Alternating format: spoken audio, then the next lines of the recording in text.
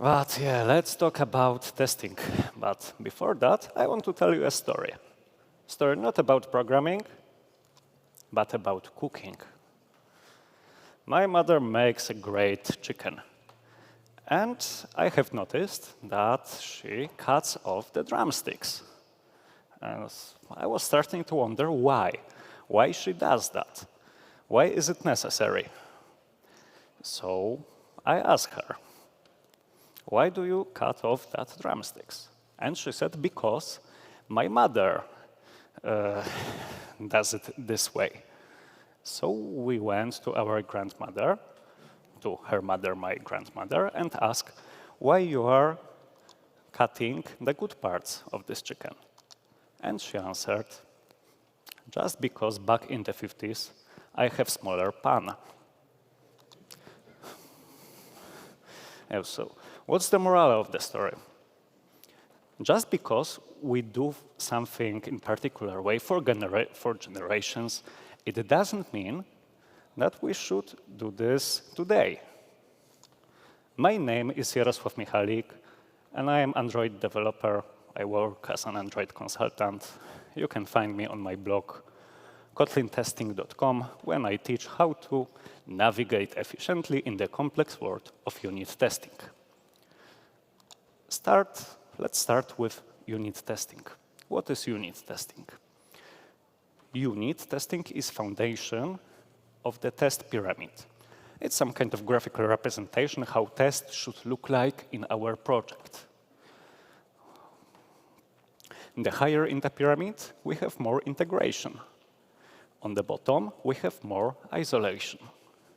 And how can we achieve isolation in unit tests? So those tests could be cheap, could be fast. So let's suppose this is our code, this is our application. And we want to test, oh, laser is not working. We want to test that green puzzle in the middle. And other puzzles are other classes in our system, in our application. And those yellow puzzles are direct dependencies of our system under test. So how can we achieve isolation? We'll create something that pretends to be those yellow components. They will fit into this puzzle, but they won't be the real classes, the real implementations.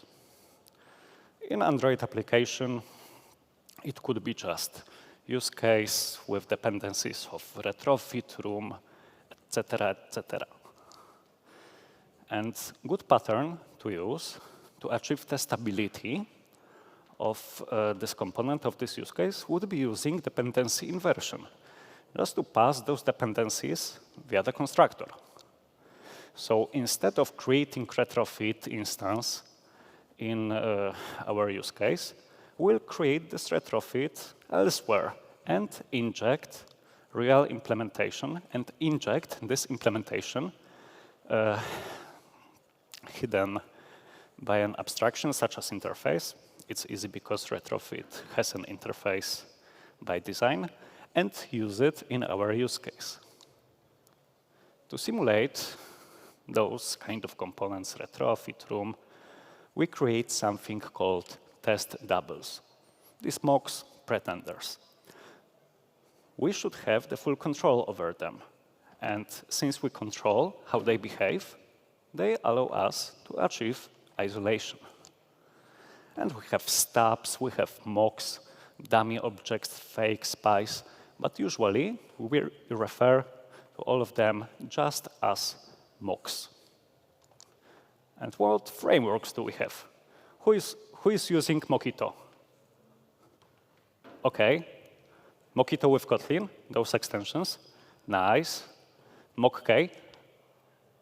And who is using fakes? OK. Still manipulable, great. And who is using PowerMock? OK. That's ancient history. OK, this talk is about democking. So let's change mocks into fakes. Let's start with some CRUD service, create, read, update, such as database. We have those interface for local database which can save data and retrieve.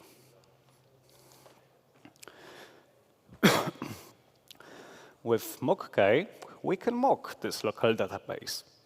We can say that every save should return something, unit in this case. And every getAll should return some fixtures, some objects we created earlier. But we can do it better.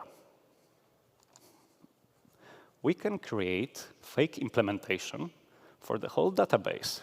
Just implement this interface and delegate everything to internal state, to list of products we keep inside this fake database. So this test will look like this. Given empty database, so we are creating fake database with some products, then we pass this fake database into our use case and do everything else, and then make assertion. So instead of configuring each method with Mockito, with MockK, we create lightweight implementation. So what is the pattern for debugking this local database? We create some fake data source, use simple data structure, such as list, map. I don't recommend using Kotlin stakeholders in here, because it increases complexity. And the good thing is that we can reuse that fake database in other tests, in other use cases. So that's nice. But when our database has method with complex queries, it may be just not worth it to implement fake with some SQL weird things. OK, next example. Single interface stubbing, AKA use case. We can use MockK or Mockito for this, or we can do something else. Here we have some kind of use case which will return some list of entities, list of articles from API, from elsewhere. We can create stubbing with Mockito. Mockito mock, and whenever get the data, then return something. We can do the same thing. Aha. This notation with Mockito won't work, because this function, getData, is suspend. And Mockito doesn't have built-in methods for mocking suspend functions. But with MockK, we can actually stop suspend functions, and it will work pretty well. And how to demock it? We have single interface. We can just use a notation object of type and create anonymous class. OK, it's fine. But we can do something else. If our test design, if our code design allows it, we can add fun to the interface and make this functional interface. And then our stubbing will become something like this, in 3 lines or even in 1 line, just like we would use this single argument conversion with Java functional methods as provider or something else. So in that way, we can achieve clearer syntax. So how to demock stubbing for things like that? We have to first identify, add fun to the interface, and enjoy clear syntax. And not only in this single method use case, what is the pattern for democking stubbings? If we don't have an abstraction over class we want to stub, such as interface, it would be good just to provide this kind of abstraction. If our use case has many public methods, we should consider splitting it into single responsibility classes, provide interface, provide interface segregation. And if we want to, we can have some syntax sugar with functional interface. Another example, model view presenter. Who has still MVP in Android app? OK. I'm not the only one, thanks. So what flow we have in MVP pattern? Presenter asks for some data. View is attached to presenter. Fragment is attached. Activity is attached. And presenter invokes display method on view. And then something is rendered on their screen. So this may look like this. This is contract of MVP and our first test case. Presenter attached, API called, items displayed. So test. First of all, we create this stubbing for fetch article data use case. We can create mock for view with MockK. We attach this presenter, and then we verify that show list on view was actually invoked with any parameter. For example, if we want to do more complex stuff, then we should use matchers provided by MockK library. But we can do it better. We can create a little layer of abstraction for this. Something that is called, in the front-end world, page object pattern. On mobile, we rather call it viewRobot pattern. This is class implementing this view from MVP contract. So we have additional data class in here for holding the whole state of this view. So we have this article items, we have error message, we have loading state. And each method implemented in this viewRobot is adding new state to the whole list of states. And once we do it, once we provide this kind of abstraction, we can create smaller test. And we pass to our presenter this viewRobot, our view implementation, and then our assertion is plain simple. We can just assert list of states that our viewRobot has, recorded. So instead of using verify, we just assert on the whole list of states, just on the last state if we want to. OK, so now our flow looks like this. Presenter asks for data. We attach viewRobot to this thing. viewRobot state is updated. And then we check that viewRobot has proper state.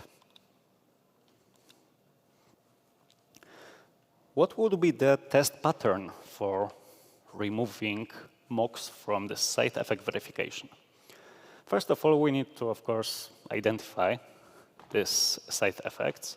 It will usually be unit methods, void methods. We add little layer of abstraction that has some kind of state, and then we assert on the state or on state changes. And the good part for this whole viewRobot pattern is that is kind of independent of the MVP, MVVM, and MVI stuff. Once you create this viewRobot, once you record all states related to your screen, then you can do anything with it. Next thing, related to side effects. I said that side effects are functions returning unit. OK, but what if we have unit method which has some callbacks? So let's see how we can approach testing something like that. We have some kind of view model which accepts this router. And OK, we show message do you accept terms of services? Yeah, I read them. Of course, I didn't. And then we set terms of service accepted to true. When user clicks cancel, we set it to false. First, it is null. And see how we can mock it with MockK. We have to use answer. Do answer, it would be in Mockito. And in this answer scope, we can actually invoke first argument, second argument, whole list of arguments that are coming to this method. This first arg is the first any in that case. But unfortunately, we don't have type safety in here. So let's try to change this. Once again, I created fake. I created fake router and delegated this OK clicks and cancel clicks just to simple conditional logic. So now our test, instead of first arg as function of type unit, will become just fake router. You should click OK. So test is more readable. We don't have that type safety issues. And the opposite test, this is for clicking OK, can be created very easy.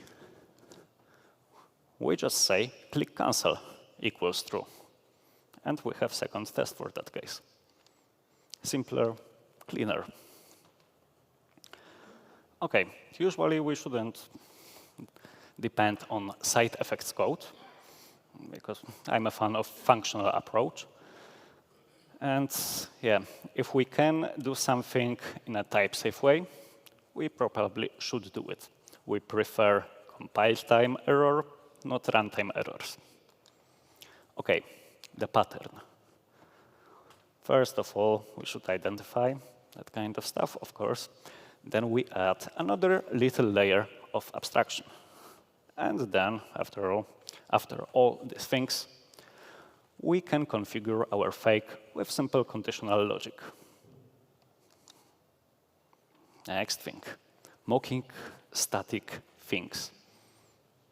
Static things such as datetime.now can be configured globally in our test. We just say that datetime set some time passed as a string. But what if we want to test Timber logs?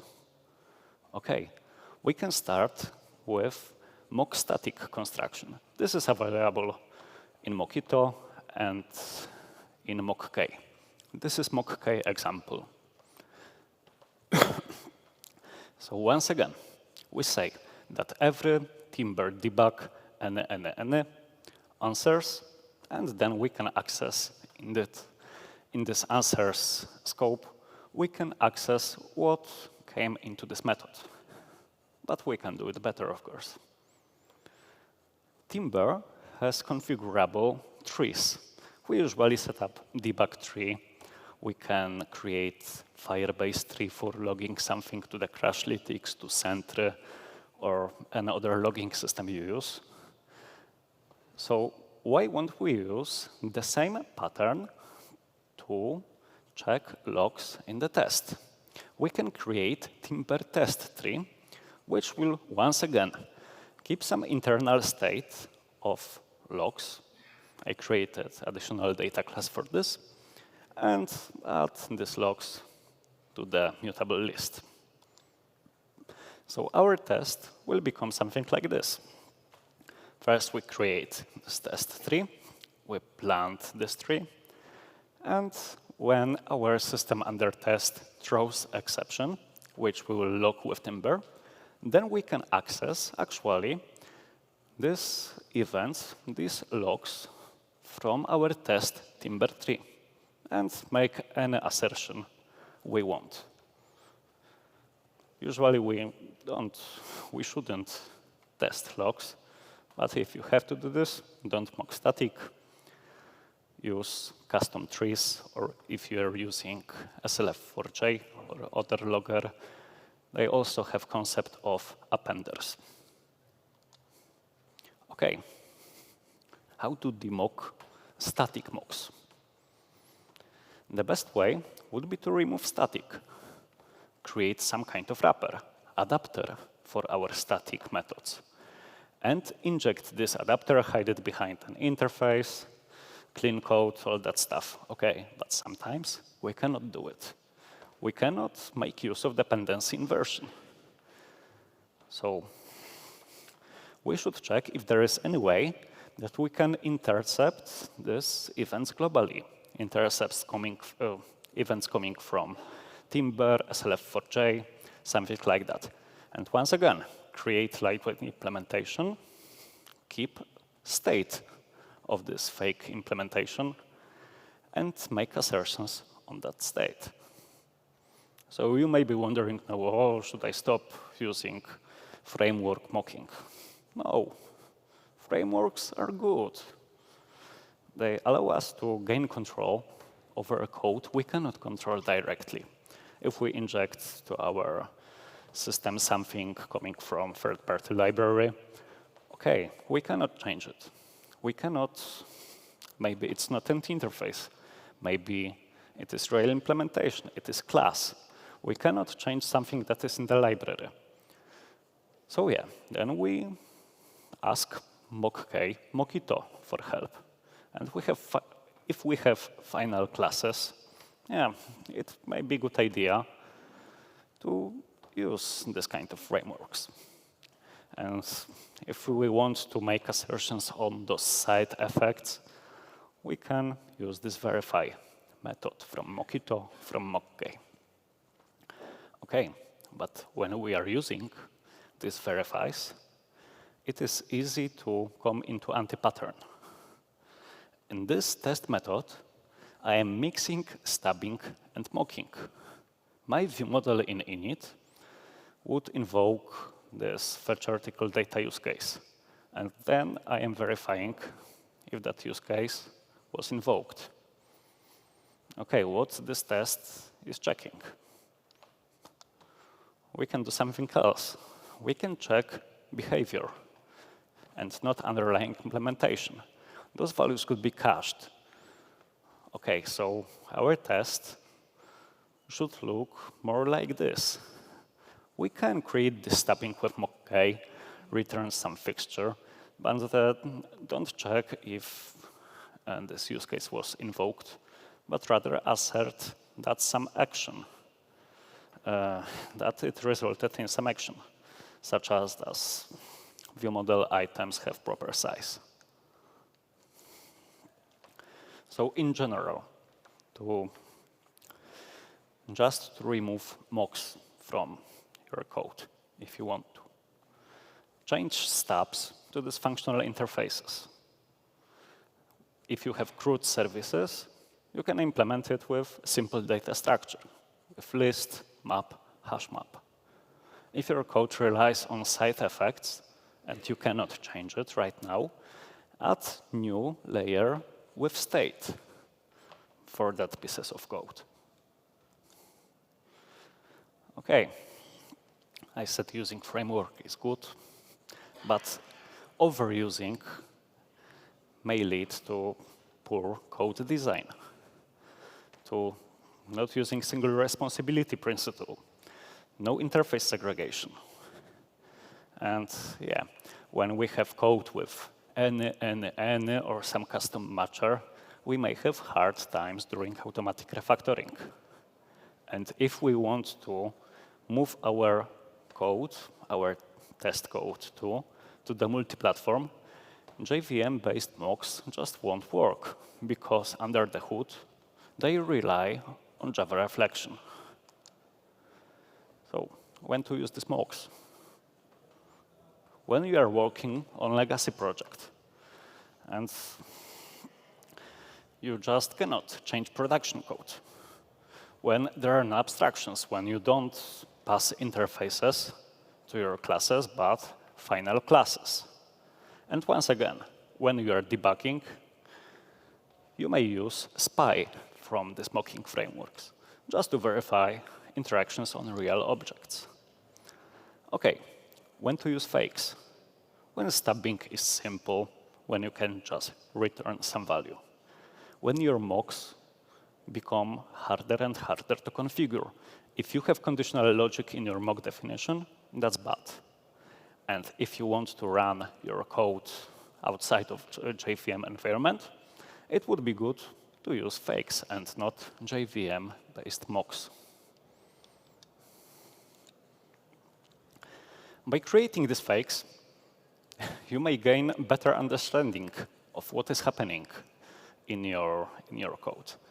And these fakes are reusable across test configuration. And when you are thinking in fakes, not mocks, you are limiting your side effects usage. So should I create unit test for my fakes? Should I test my test code? No. You should keep those fakes as simple as possible. And if there needs some additional logic, conditional logic, you should rethink how you design these fakes and your whole code. And should you delete your mocks right now? No. Just try to use regular fakes, these lightweight implementations in your next tests. And after some time of using these fakes, you will start to wonder, do I really need to verify method invocation? So if you were using mocks, overusing mocks previously, just because someone earlier did that in your company, in your project, try to understand why. Try to understand why this framework were used and think, can we change it? Would it be better? So happy cooking.